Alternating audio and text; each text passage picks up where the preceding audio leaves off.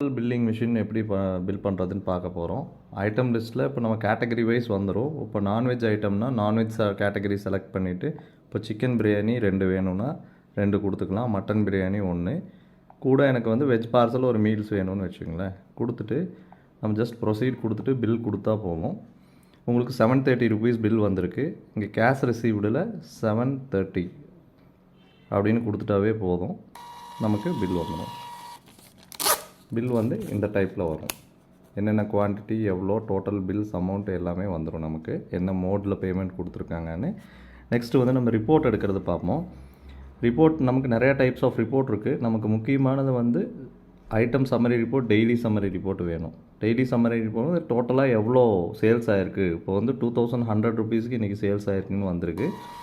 அது பிரிண்ட் கொடுத்தோன்னா நமக்கு இந்த டெய்லி சம்மரி ரிப்போர்ட் வந்துடும். இதே நம்ம ஐட்டம் வைஸ்